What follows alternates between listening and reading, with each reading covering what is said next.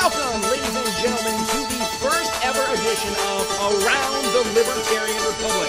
I'm Brian Nichols, your host for today's show, and I'm joined by the one, the only editor-in-chief, Kody Fairfield. Kody, how's it going? It's going really well today, Brian. How are you? I am doing quite well, Kody. We're on separate ends of the continental United States. Yeah, that's absolutely for sure. So it's middle of the day for me, and it's closing on the evening for you. I know. I've already had a long work day. I got my workout in. I mean, I'm getting ready to have a beer and call it a day, and you're just getting finished up with lunch. I mean, I could have a beer in the middle of the day too, but that's probably not to do. I mean, who's going to tell on you besides yourself? I mean, go for it. And it's, exactly. Isn't that what being a libertarian's all about, Kody? Yeah, self-responsibility. That's right. There you go. So, ladies and gentlemen, welcome to the first ever, as I said, Around the Libertarian Republic podcast. And this is it's a fun, new, exciting podcast where myself, Kody, and any other guests we have come on, we'll be going through basically a midweek review of what's going on in our world today. Today we have a couple topics we're going to cover pretty quickly, starting off, of course, with Bill O'Reilly and his departure from Fox News after 20 long years of being pretty much their stalwart, 8 o'clock. Really, he was he was the guy. I mean, he was Mr. Fox News. And then after that, we'll go ahead and talk really quickly about Alex Jones being a performance artist for InfoWars. And then we'll talk about everybody's favorite topic today, Bill Nye, the science guy, ?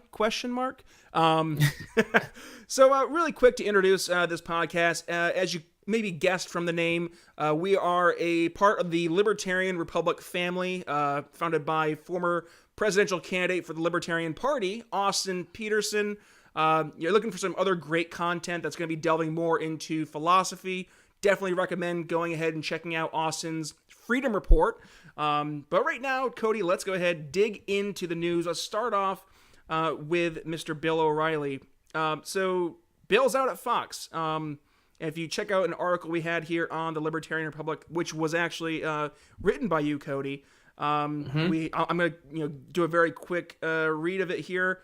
Fox's highly rated host, and at times its highest rated host, has faced a myriad of sexual harassment accusations, which ultimately drew his demise at the news organization.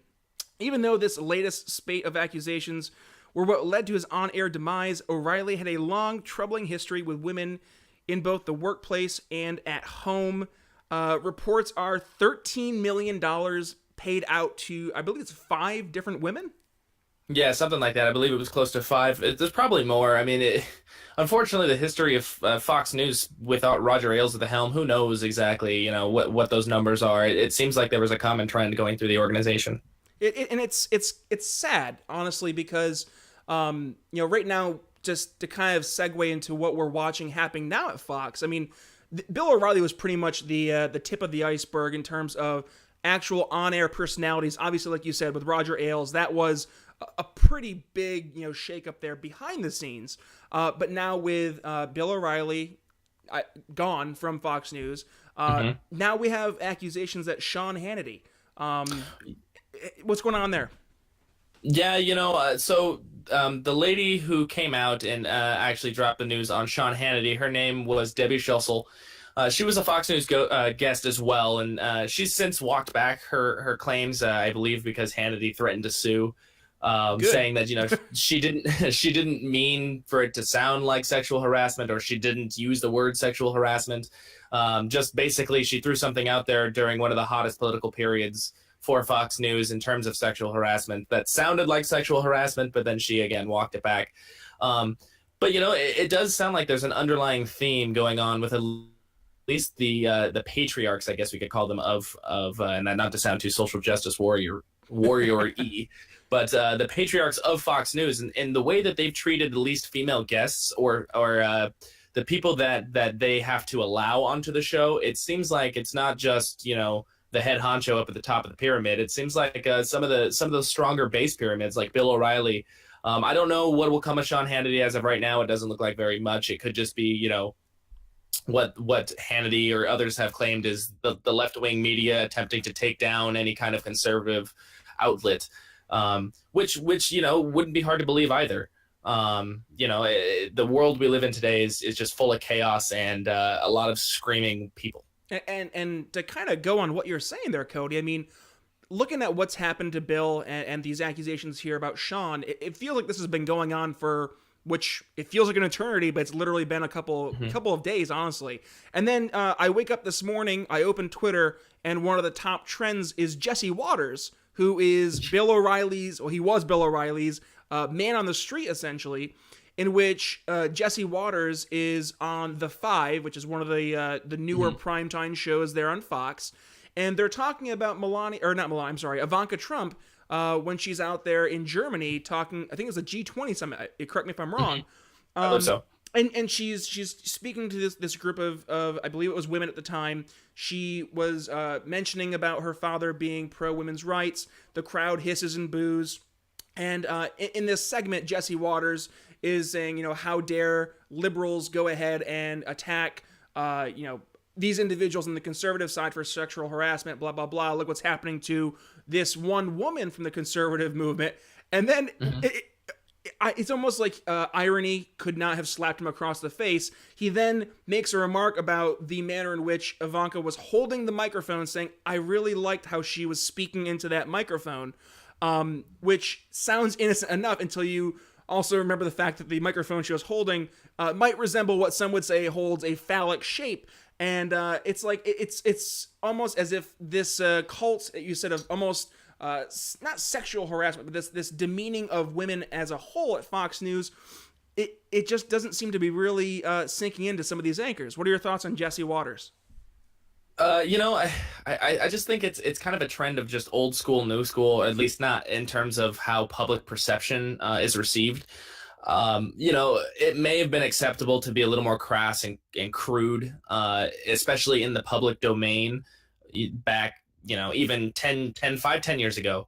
But today you really, especially if you're a conservative outlet, you can't get away with anything. Nonetheless, when you're trying to defend some of the same, or similar remarks from other people, on the opposite side, right? When you're sitting there saying, well, the left does it, and then you literally turn around and do the same thing, that doesn't make you look good just on the merits of what you're talking about, regardless of whether your point has any validity or not. But it really is this bigger cultural issue where, people don't have any sense of humor anymore. And I don't want to bring, levity to the accusations on O'Reilly, because, I'm not there. I don't know the exact details or firsthand details. So I don't mean to bring levity to things that have actually come to litigation. Right. But in terms of off-color comments and sometimes maybe it's not the right place, but I think there is also times where those things are a little bit overblown. So I think with Jesse Waters specifically, I think a lot of it is much to do about nothing. I don't really care how how Ivanka was holding her microphone. I really don't care what Jesse Waters thinks about how I don't think Ivanka thinks or cares about what Jesse Waters thinks. Does she even know who Jesse Waters is? Right. She probably does now with as much as her father fought with the outlet, but there's so much given to every word that anyone says. There's too much value given to it. And I think that the opinions of others are sometimes overcast. But that's just my opinion. It could be others. Maybe they are, really, really frustrated, but my feeling is a lot to do about nothing. Yeah, and I gotta say though, as someone who has spent years in public relations, he could not have picked the worst moment as a member of the Fox News family to say something that could even be construed as a little bit demeaning towards women. I mean, there comes a point, I understand that's part of the reason why Trump won, was because people were saying, screw it, he's gonna be bombastic, he's gonna say crazy, outlandish things. Good, we like that. But then there's also the reality that we're in the 21st century where, everybody does have to look at what they're saying, how they're saying it, and how it could be interpreted, because in the world of public relations, perception becomes reality.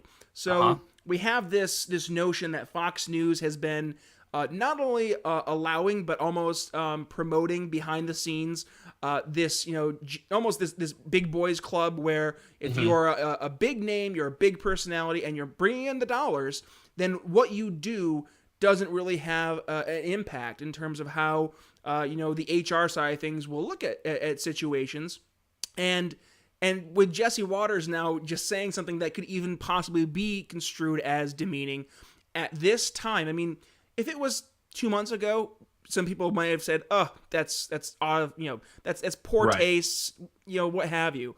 But literally, for it to be following 2 consecutive accusations of, number one, sexual harassment, which then does have the actual payouts that were exposed by the New York Times with Bill O'Reilly, but then this, like you said, even though it was recanted, an accusation of sexual harassment by on Sean Hannity, which is easily the number 2 big name at Fox News.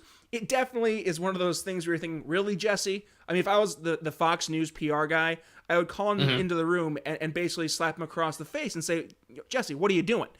Use your brain. Exactly. Use your brain. Helpy selfie. That's a shout out to my old history teacher, Mr. Putney. He used to say, we had it was called Putneyisms, where he would sit there and he would say the most outlandish things. One of them was helpy selfie, use your brain. Don't do drugs is always a fun one. And then he would, after that, symbolize doing marijuana and doing heroin, and he would reverse them on purpose. So he'd pretend to be smoking a joint, and that was him doing marijuana, and then he'd say he was doing heroin, and then he'd pretend to be injecting himself, and that was doing marijuana. Good old throwback to Mr. Putney. Help you selfie, use your brain. But yeah, obviously there's a lot more that's I'm expecting to be revealed as time goes on. Obviously, Gretchen Carlson, after she left Fox News with her issues with sexual harassment, I'm sure she's going to come out and she's going to have some more in-depth stuff that we don't even know about. That's really going to show the culture that was at Fox News, or that may still be at Fox News. But we'll see. But definitely something to keep our eye on at this point in time. Moving on. And I'm going to preface this by saying I felt like a super libertarian today. My toothbrush died, and I went to Rite Aid, and I purchased my toothbrush, and it was $17.76. And I felt like America was screaming at me, and then I thought, I basically was having an Alex Jones purchase. Alex Jones, I know that was an interesting segue. Alex Jones, he's going through this absolutely, it's almost sad at this point. This public separation between his wife, where now it's they're almost a fighting for public custody. shaming. It is, and it's pathetic. I mean, to see how people are taking his personal issues and trying to exploit it to destroy him as not only the man that is the Alex Jones character, but also the man that is Alex Jones, the father with a family, with kids. And Kody, I'm not sure, do you have the article there pulled up about Alex Jones you want to walk through really quick? Yeah, so the biggest thing coming out of this case, and again, like you mentioned, it's a custody battle between him and his wife. And the most interesting thing to really come out, what really made people start paying attention, was the whole defense for Alex Jones as to why he is competent as a father. Is basically they ran with the line that his attorney said, and this is a quote from the court hearing, where Randall Wilhite, who is Jones's lawyer, said he's playing a character. He is a performance artist. And that basically highlighted an entire realm of what people have accused Alex Jones of being his entire career. That he doesn't really believe all the crap he says, the hyperbole, the histrionics, the showmanship that appears to come through the TV is exactly that.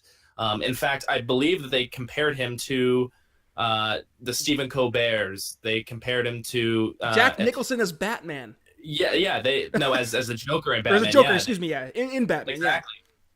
Yeah. Which is really odd, because then as the trial goes on, some crazier things happened. Like, I just thought, it was like, okay, cool. Alex Jones kind of nailed himself. Shot himself in the foot a little bit. He's gonna have to come back and do some PR work about exactly what he meant, and we're gonna get this, sleazy, PR piece that comes out saying, well, this is what I really meant. I didn't mean I was a performance artist. I really believed, because otherwise his audience, is not going to be happy with that. But, and then the next day when they're actually called Alex Jones to the stand, I don't know how much of this you followed, but Alex Jones was up there talking about, his kids and things. And one of the people tweeting about this, his name was Dan Solomon, and he's from the Texas Monthly. He's a reporter from the Texas Monthly. And it appears that he was in the courthouse, because he's live tweeting these things. And and another guy named Charlie Warzel. And Charlie Warzel's from BuzzFeed. And both of them kind of matched and mirrored what they were saying. But when Jones was on the stand, all of a sudden these things started popping up that says Jones talks about marijuana, says he tests it yearly to monitor his strength. And then he says it's too strong now, and that's George Soros' fault. The globalists. Right, which doesn't really play into his, performance artist thing. Like, if you're a performance artist, you don't actually believe this crazy nonsense, but this is on the record. This is court record now that these are things he said.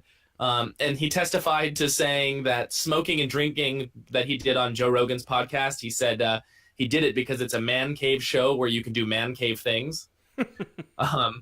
He accused George Soros, and don't get me wrong, I'm not at all can be considered a fan of George Soros. I think that he's done a lot of despicable things with the money that he throws around in politics.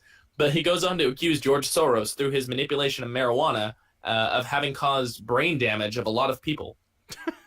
I mean, can we take a time out though, and at least be thankful that the fluoride didn't turn the frogs gay? I mean, right. That should be a crown jewel of this testimony, is that we didn't get it on the official court records that the fluoride turned the frogs gay.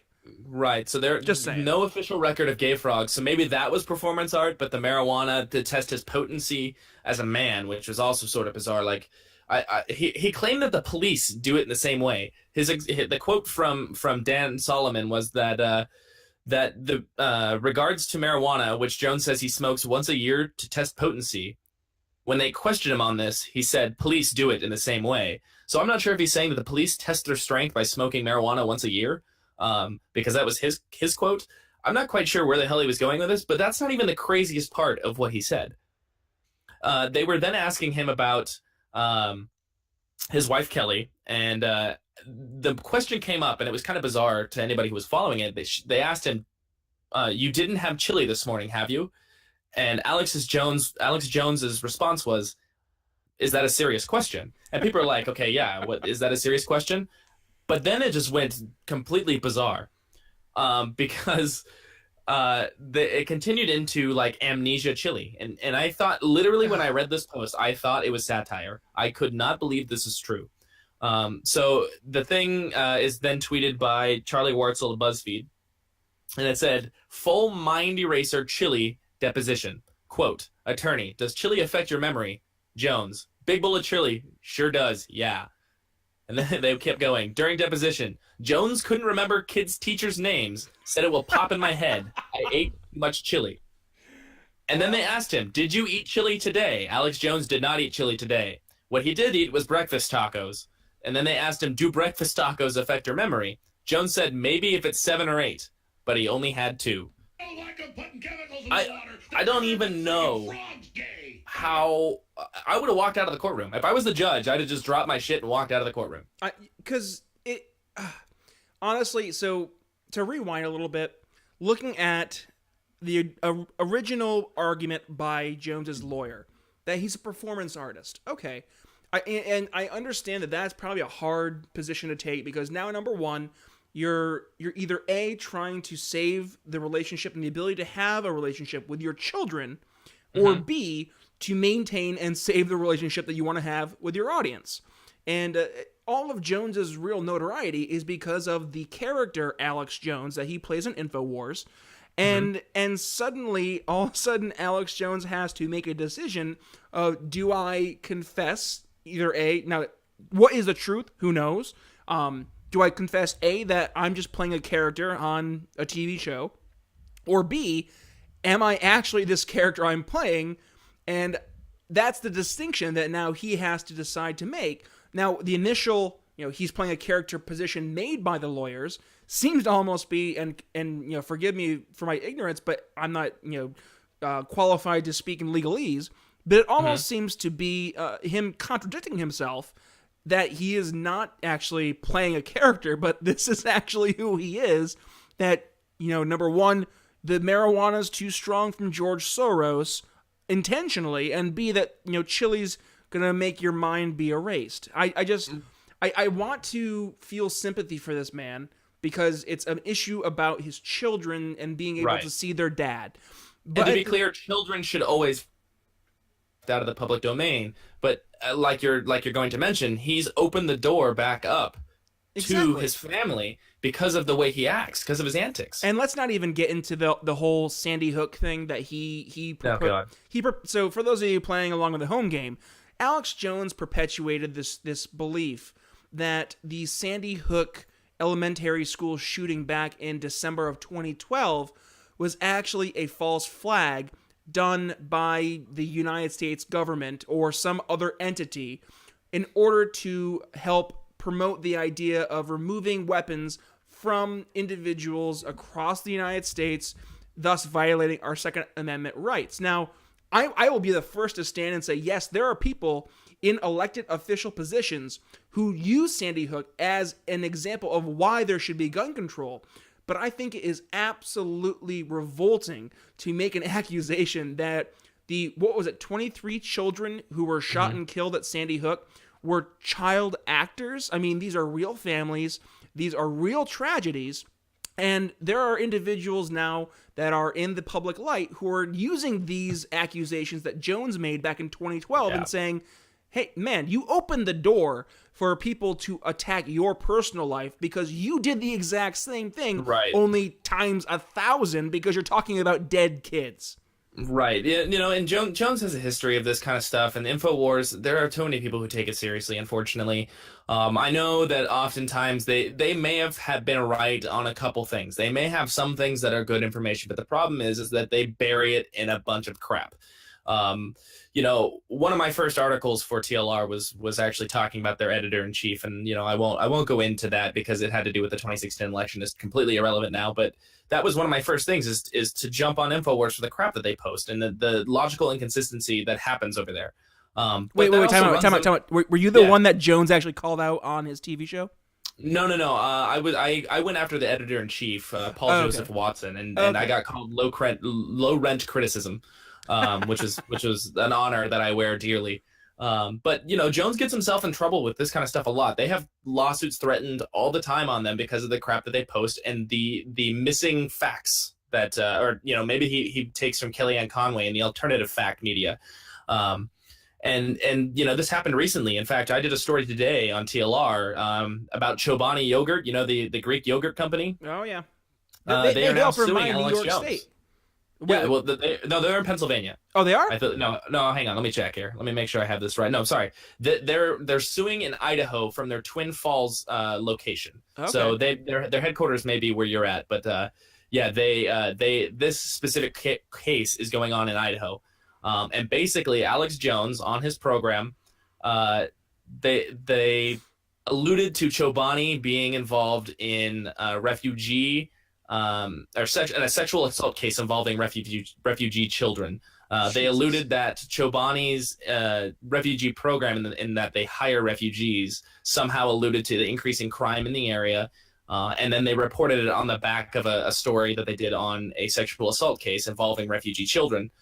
So Chobani has now filed lawsuit against Alex Jones and InfoWars for defamation because unready to put anything out there that'll stir up emotion and drive people bananas. They finally got what they asked to. So hopefully Alex Jones, in the middle of a civil lawsuit with his wife, has somebody running defense against Chobani now, because it looks like they're in some hot water there too. And you know what? And that doesn't even take into consideration the whole just absolute monstrosity that is the ping pong comet pizza debacle, which I'm not even going to get into the semantics of whether it's real or not. I'm pretty sure there's some messed up stuff that's happening behind the scenes in Washington that we can only begin to touch the tip of the iceberg. But the fact that there was shows done by Alex Jones that they created this mindset of, oh my God, this guy that owns Ping Pong Pizza is this absolutely terroristic, evil man, to the point that one of Jones's listeners goes to the actual place with a gun, which I'm all for gun rights, but you also have to face, the consequences of it. Exactly. And then he's like, wait a minute, there's no kids here, and there's no basement either where this is supposed to be taking place. Which led to Jones having to even make the statement that he was sorry that people believe what he was saying, and that he thinks there's things happening, but he must have been mistaken about the Comet Ping Pong Pizza.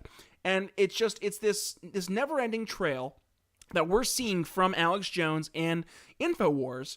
And I'm not trying to attack InfoWars. Like you said, there have been many moments throughout history where they have been spot on. And kudos to them. But that does not shield them from criticism, and rightful criticism, when they spout nonsense, to the point that not only are they just spouting nonsense and miseducating people who are their loyal listeners, but they're also going out and potentially putting people in real harm's way. Whether it's somebody facing lawsuits because of, or I'm sorry, facing now they're facing lawsuits, but facing backlash because of defaming, right? Yeah, from defamation, or a real physical threat that's proposed by a man who is listening to Jones, believing his words as gospel, and then going in and trying to basically act in a almost a what's the word with the guys and they go in, they do something out of their own way.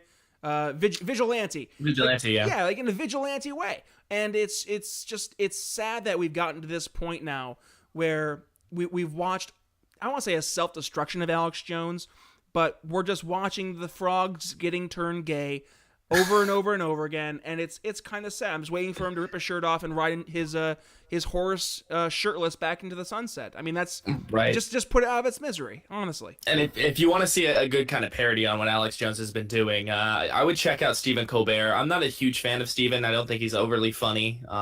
In fact, I think he's kind of boring most of the time. But he did a skit on Alex Jones, or inspired by Alex Jones, and he calls it his character Tuck Buckford. And he calls the skit Brain Fight with Tuck Buckford to play on Alex Jones. And their logo and everything else is like spot on to what Alex Jones would use. And he roasts him on the Chile incident, on the whole, histrionics and hyperbole approach to mainstream lunacy. And it's hilarious. So if you get a chance, go check out Brain Fight with Tuck Buckford. I'll give free props to Stephen Colbert for that work. It's pretty damn funny. And like completely off topic, I miss Stephen Colbert as the character Stephen Colbert, which is based on the character of Bill O'Reilly. I mean, I was never a big Colbert fan, but there were times I was sitting there after Jon Stewart, because I would watch Jon Stewart and Colbert every now and then, and he played the role of a conservative pundit to a T, where anything that was said by those on the right, whether it's those that are moderate conservatives, Tea Party conservatives, you name it, religious conservatives, and he played that character to the T in terms of how people actually react. And I would have, a dream scenario would have been able to have Jon Stewart and Stephen Colbert forget their politics, just to give their perspectives on the 2016 election throughout the monstrosity that was the year and a half that we had to put ourselves through. It would have been just an absolute, I think, a pretty hilarious thing to watch. But yeah, it would have been good, great comedy. But I digress. Let's finish up here because we are getting short on time. Let's go ahead and go to probably the most recent news, and honestly, to me, the most depressing news, and that is good old Bill Nye, the science guy, back in the news again, and for a couple of different reasons. First and foremost, there was a segment on CNN with Bill Nye versus which he called a climate change denier. I say climate change skeptic. And I forget the gentleman's name. I believe his last name is Harper. He's a physicist. I think Bill Harper, maybe William Harper. Let me double check on that. Let me you go ahead and verify for that. But basically, Bill was PO'd because he's on this interview with CNN, and during this interview, it's Bill versus what is a climate change skeptic, and Bill basically goes out and says, "Well, you shouldn't be." Is it Will Harper? Sorry, William Happer. Happer. Okay, I was close. And basically saying this shouldn't be an argument of me versus William Happer. It should be an argument of William Happer versus the 99 other individuals that would make 99% of the scientific community who believe in man-made climate change. Now, I'm not going to sit here and pretend I have a degree in earth science or biology or climatology, meteorology. I don't. I have a degree in political science. That's my forte. Constitutional American government, you bring it on, I'll rock that every day of the week.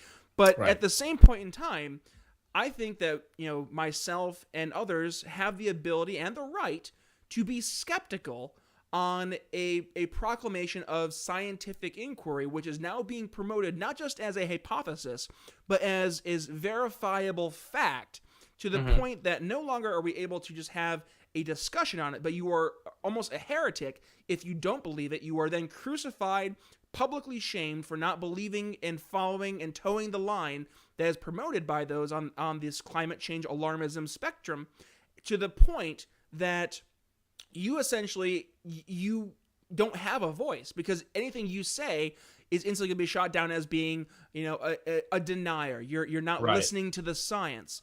Well, we saw that in that interview, and for those of you guys who haven't caught it on CNN, you can look it up on YouTube. It's all over the place. If you put in Bill Nye scolds or Bill Nye gets served on climate change, one of the two spectrums is going to come up with the same video. He actually referred to Happer, who has a PhD as a physicist. He said, with some respect.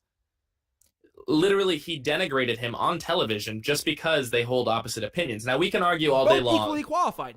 Both have the ability to voice scientific opinions equally. Because, Bill has his degree in mechanical engineering and Tapper in physics. Well, technically, you would actually have to give the upper hand to Happer, because he actually has his PhD. And if you're looking at education levels, Bill Nye has a BA. That's all he's got. When you look at Happer, he's got a PhD. Now, they're both in not climate science for both of them. So to have the argument that neither have an opinion or should have an opinion is not correct. So basically, I think where it comes down to Bill Nye, the BA guy, versus Tapper, PhD.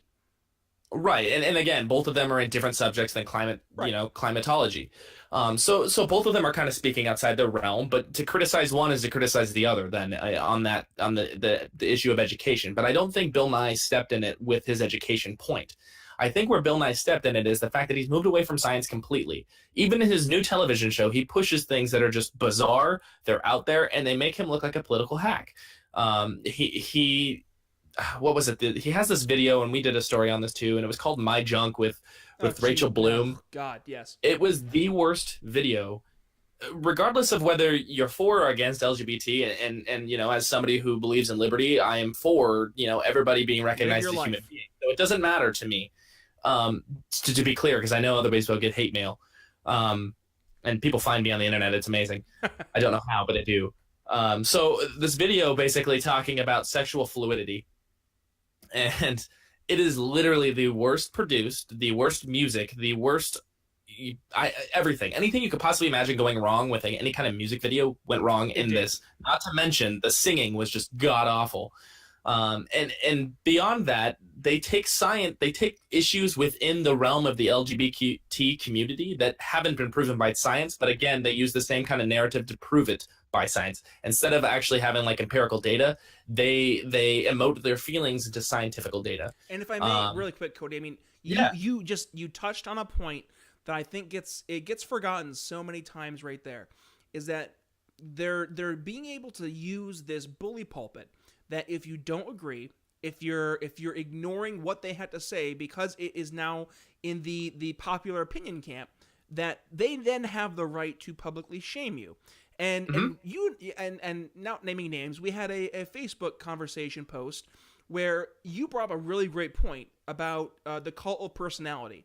And I think it's pretty fair to say that Bill Nye is taking this character that he played back in the 1990s. Bill Nye the Science Guy.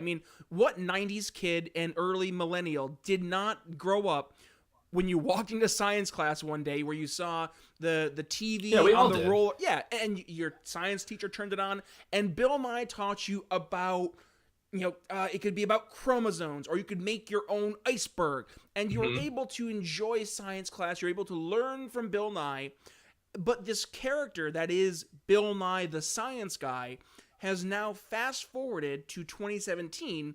And is no longer Bill Nye the Science Guy, it's Bill Nye the political activist guy, where he's using the character and the celebrity status that he established in the 90s and built up this reputation with the 90s, the 2000 generation. And now he's using that for political expediency, plain and simple. And he's taking his character that he played and using it to promote an agenda. And because of his celebrity status, if you have anything negative to say or anything contrary to what Bill Nye is saying, you're instantly lambasted as a heretic. You're shunned. Right. You're told you're a science. You're shut down. Exactly. It's shutdown tactics. And they use the Bill Nye, his videos. They use Bill Nye's quotes as a validation of their beliefs, even though he is hardly, the best person to utilize, like you said, from an empirical standpoint, as someone to back up a truly, a true debate between, contrasting ideas of believing in man-made anthropogenic climate change, or is it natural? Is it cyclical? Is it something that we cannot control? Right, and the biggest thing for me is like anybody can go on TV and have an opinion. That's totally fine. I do happen to think that Bill Nye, because of his child show or the children's show he made, he is given a platform that he wouldn't otherwise have. But that's irrelevant. He's allowed to have that platform. He's earned that platform based on the work that he's done. Right? We believe in the property of our labor, and so he's earned that right to have that platform. But it doesn't mean that he gets to do it and I have to stay silent now. Again, this doesn't mean that he's incapable of using scientific method. This doesn't mean that he doesn't use scientific method. My issue is that when you get on, it's very telling when you go on television and as opposed to debating facts, you denigrate and you personally attack people that, you may not be the most well-versed in your field or in the field that you're discussing. And I mean, if I may, it's almost like if Steve Burns from Blue's Clues ended up going ahead and promoting a new means of doing inquiry into criminal investigation, because during Blue's Clues, he was able to find 3 freaking clues in Blue Skidoo We Can Too. I mean, it doesn't make sense where we're taking a man who literally, like you said, was on a child's TV show. And he was a comedian before that. Exactly. And we're equating him to the status of individuals who have achieved their doctorates, who are promoting, these scientific papers. I mean, correct me if I'm wrong. And if there's anybody listening that can go ahead and submit this, please show me any scientific data that Bill Nye has published as a published author that promotes a truly empirical argument for anthropogenic climate change. Please. And if you do have that, and if he's done that and I'm not aware of it, please submit it, because we're told we're science deniers. And if we don't toe the line, then we're instantly shut down. But we're trying to argue things on a skeptical basis, because that is the entire premise of science. You have a hypothesis, you test the hypothesis, and then you have other people test the hypothesis from a position of skepticism. That's the entire basis of science. Right. The entire process is to be proven wrong. You want to be proven wrong. You don't want to prove a law. You want to be proven wrong. So that way things continue to grow and evolve. Exactly. And that's kind of like I give Nye props for his change on GMOs when he found empirical data that said, other than his opinion, which he held before, which was that GMOs were inherently dangerous. And then he had empirical data that changed his opinion. I give him props for doing that. But the problem is he doesn't take that same approach to climate change. He takes it as his end-all be-all. And again, this isn't advocating a position for me. It would be naive for me to give you in a position that I have not thoroughly studied. And that's not to say I don't care about climate change or that I do care about climate change. It's just climate change is so big and so broad that it's hard to narrow down information, especially when you have people from the side that pushes this narrative that the world is ending. They come out and say it's data. I think there was an Obama official who came out this week and said that the governments will manipulate data in order to meet what the government asks it to meet. And when you have all of the public funding going to the universities who want to study climate change, there is an inherent agenda to manipulate data, and we've seen people come out and admit that they have done so. So there is reason to be skeptical. Now, you should take a skeptical approach to anything, even the things which you believe to hold dearest and most true to your heart. You should always remain skeptical, because the moment that you become unable to open-mindedly take an observation of something, you become content with what you know, and you then rely on shutdown tactics. You then rely on things like screaming people down. It turns into Antifa versus whatever the heck the Trump side is out in Berkeley. And that's why people can't communicate anymore, is because they are so convinced that they have the only right answer that they even exist. And that's a great point, Kody. And you know what? One thing that it really made me think. One of my friends on Facebook, who is a self-avowed communist. I mean, the guy believes in complete Marxism, complete communism, and he made That's this, always worked well. oh God, I know. I'm not even gonna try to sail that ship anymore. It's a nightmare. It's like banging your head against the wall. But he made a post on Facebook, and it just made me think, where he said, something along the lines of Christianity is one of the world's most destructive religions. Well, thank goodness, climate change, alarmism, or whatever you want to call it, is replacing that.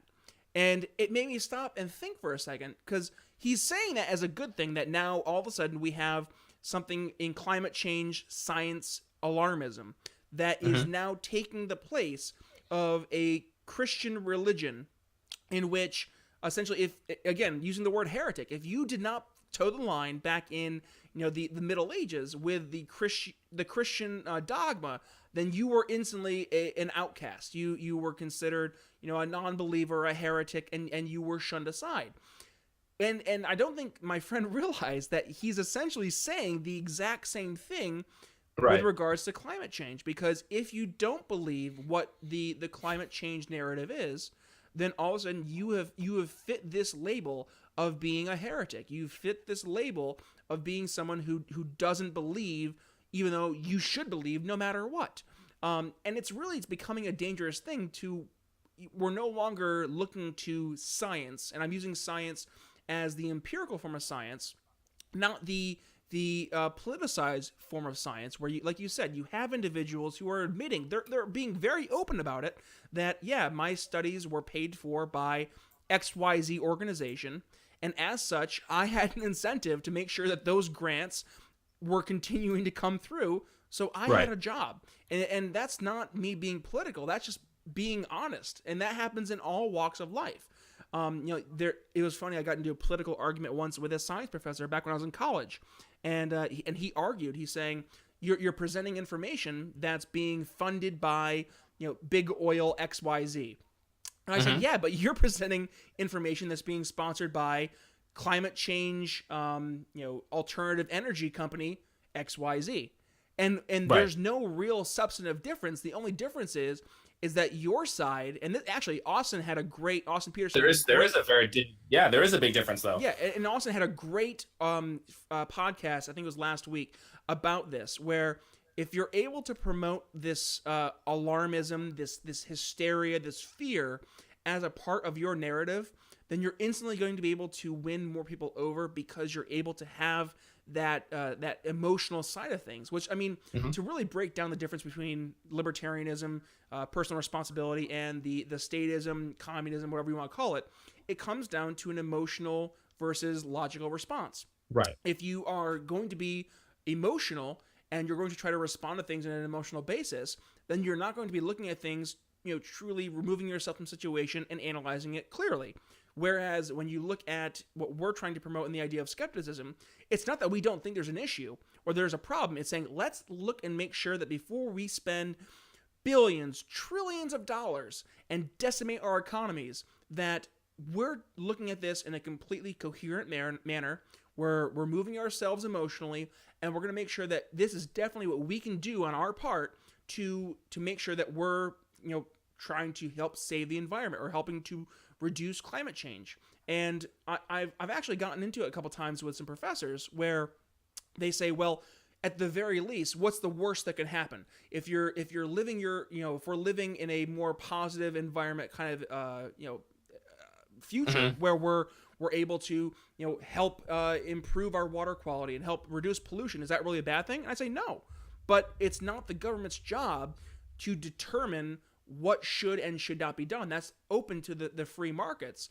And we've seen time and again where the free markets have always responded with a better alternative to help, respond to social change. I mean, look at United. Yeah, they leave you with that, like, Pascal's wager. I'm sorry. They leave you with Pascal's wager on well, it's better to believe it's real and fix it, and then not be real, than the inverse of that. Exactly.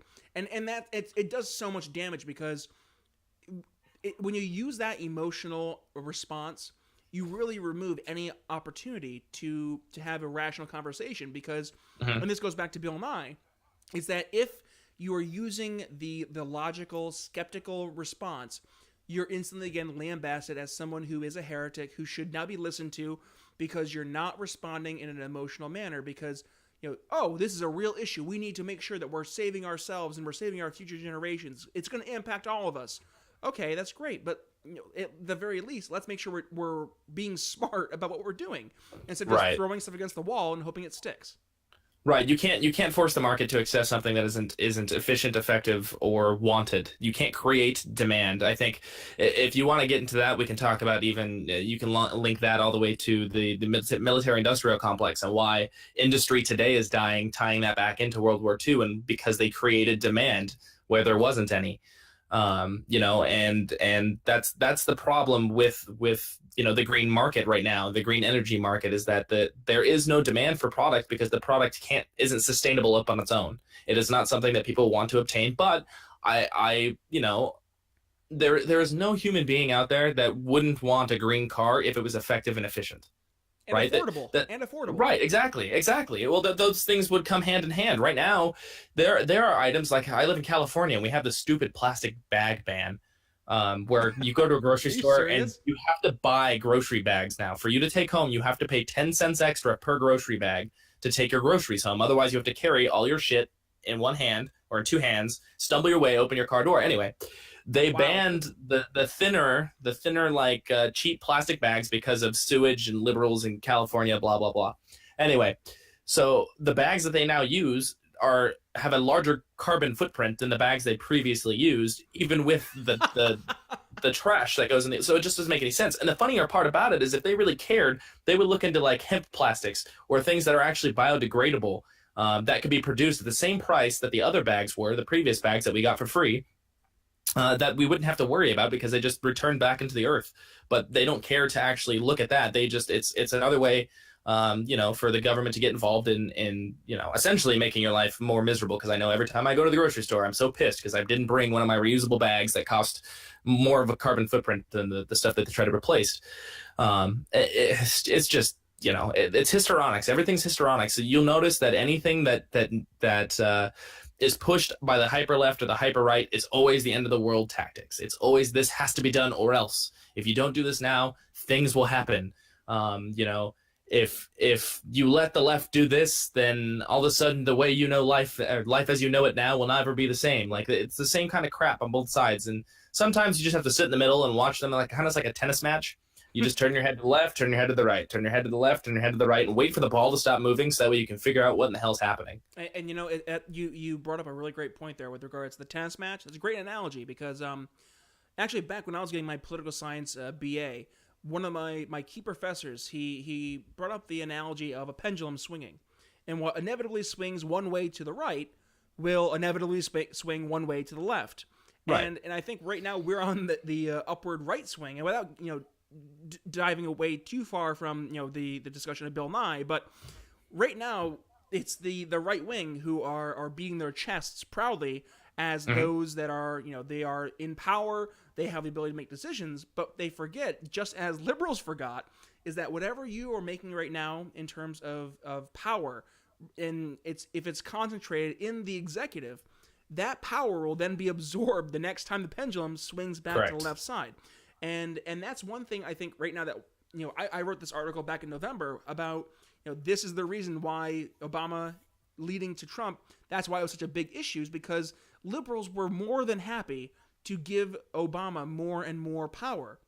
But then all of a sudden they're screaming their heads off when it's now Trump. Now he's basically inheriting that power to the point that they're like, wait, why does he have so much power? Yeah, it's like, well, inheriting and expanding. Exactly. And the problem is that right now Republicans and conservatives on the right are doing the exact same thing, giving more and more credence to the executive having this power to inevitably, and I'm saying right now here on April 26, 2017, that let's say in 2021 or 2025 when a new president is sworn in, that they will be the exact same ones doing the exact same thing, saying, well, wait, why does this liberal, Democrat, communist, socialist president has so much power. It's like, it's almost as if we don't learn. But, Kody, we are at the 50-minute mark, which it's amazing how fast the first podcast went here for Around the Libertarian Republic. But final thoughts. What do you have there, Kody? Looking forward to the end of this week into the weekend. I was just kind of looking at the stuff that's happened today. I was very excited to see some of the tax reform stuff that's coming out. I can't wait to kind of dig into that a little bit. I'm excited to. As much as in terms of like the political ocean, it's very tumultuous right now. But in terms of like working in the news and the media, there's always something happening. So it's always kind of interesting to see what's going on. I just look forward to trying to bring some kind of sanity, I guess. I guess there's people out there who think that we bring the opposite as well. But if I could say, one thing just kind of that covers the entirety of what we talked about today, just in terms of Bill Nye, Alex Jones, and even Bill O'Reilly over at Fox News, is that we have to find a way to put politics away from your identity. The longer that identity becomes your politics, so that your politics are your identity, the harder it is to remove that feeling of like being personally attacked when criticized. I think that we have to take that scientific approach to everything that we do, in the sense that you should be wanting to be proved wrong, right? You should have this natural thirst to have new information brought to you, and in that quest, you should be looking to be proved wrong. And that will help bring dialogue back to politics, some sanity back to being able to discuss anything, whether it's Bill O'Reilly stopping his harassment of women, or his alleged harassment of women, whether that's Bill Nye, at least treating people with respect when he debates on television, and knocking off his crazy left-wing tactics on his new show, or whether that's Alex Jones and his nonsense over on the right side of things, where he's blathering histrionics about gay frogs and lizard people all the time. And first and foremost, I gotta say, A+ for the SAT word histrionics. Thanks. That's fun. But also, I think, Kody, you really hit on it. It's this groupthink mentality that we have found ourselves in here in 2017, where it's this mindset, and I've said this back in an article I wrote about the Republicans becoming the very thing they sought to destroy.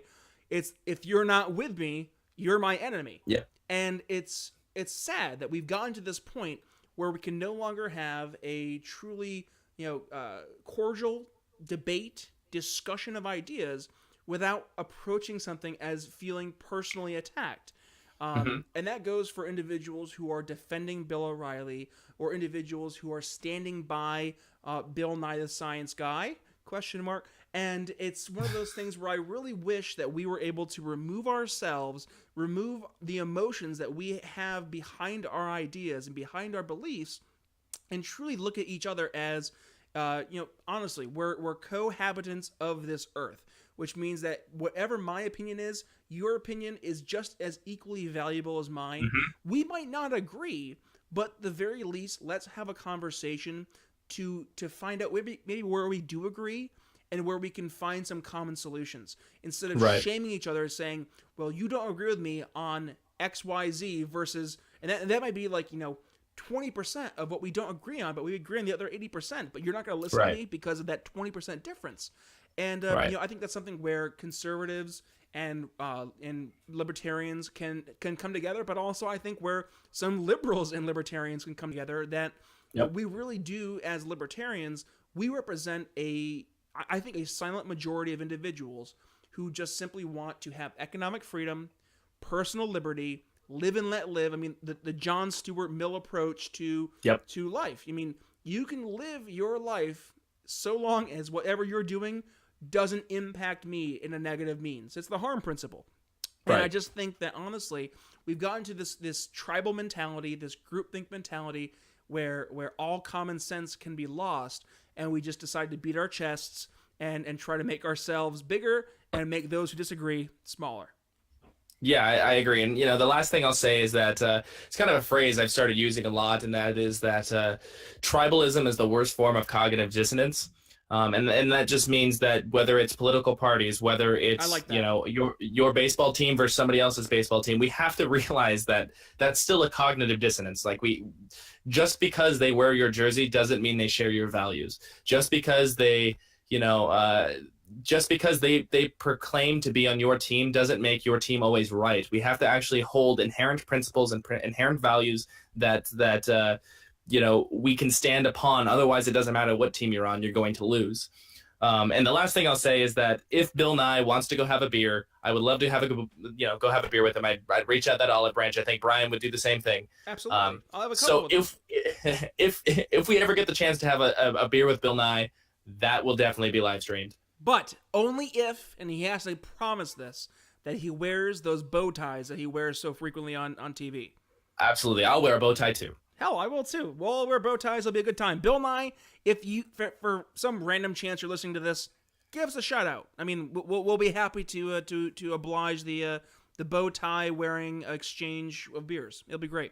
But there we go. All right. So thank you, ladies and gentlemen, for joining Around the Libertarian Republic, first ever podcast. Again, I'm Brian Nichols, along with the editor-in-chief of the TLR. A little redundant, I guess, there. The TLR. Kody Fairfield. Ladies and gentlemen, thank you so much for joining us today. And at the Libertarian Republic, we ask you to remember economic freedom and personal liberty are the way to go. Thank you, ladies and gentlemen, and have a wonderful night.